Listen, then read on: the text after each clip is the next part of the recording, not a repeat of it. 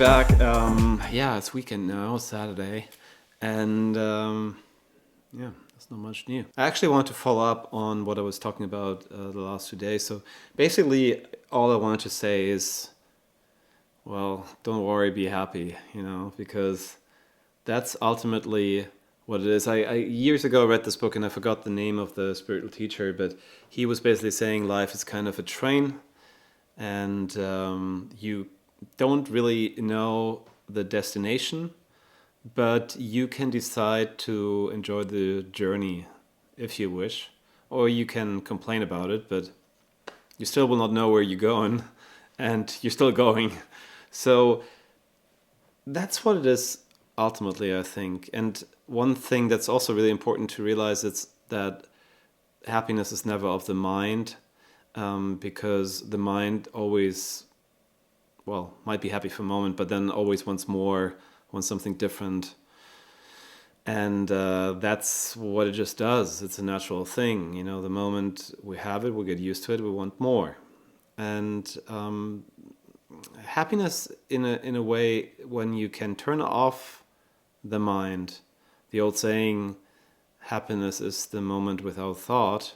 And then the thought, in a way, can't happen in the moment because it is always dependent on time in a way, like either the future or the past. So that's just the idea of like getting the mind out of the way. Now, we can do this with meditation, obviously, and I also want to give some meditation practices here on this vlog. So I'll include that. But ultimately, that's what I was saying a few days ago, is that if we get the mind out of the way, then we also breach the gap between what we kind of think we are and what we truly are. And I think that's one of a great source of unhappiness, because in a way we know what we think we are is not really who we are, and that gives us some grief, because there's always a feeling like there's something wrong with the picture, and there is, but often we don't know what is wrong with the picture. So these are all things that we can achieve through spiritual practice, and especially through the connection to the inner child. And the moment you practice this for some time, when you just really connect to that child that is what you are before all that programming happened, then that gives you some sense of freedom and some sense of, now this is who I truly am. And as I mentioned before, that doesn't say that you are throwing your ego out of the window. We'll still need that to do basic tasks like meeting a friend and remembering our social security number and so on and so forth. But there is great freedom beyond the mind, and one of the things that I believe we will have to deal with in our new reality after COVID is over is to address that. And the moment we are addressing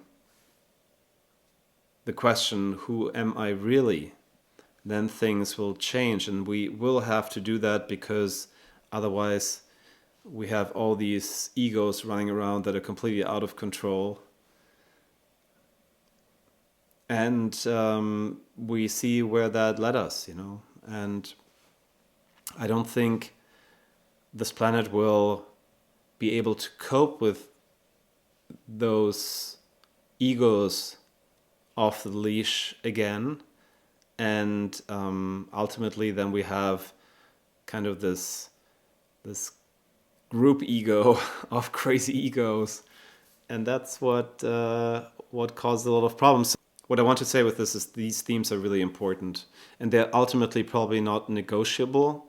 So if I talk about it and you start to work on that, I mean, we will have to do it eventually in this life or in the next, because ultimately, I really believe what Buddhists believe, that ultimately each lifetime we grow a little bit more until we reach a point where we can reach something that's called enlightenment.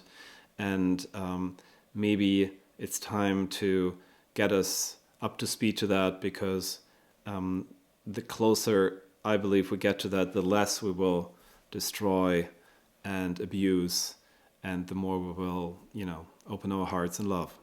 So, short vlog for today. Thanks for tuning in. I see you guys tomorrow. Bye for now.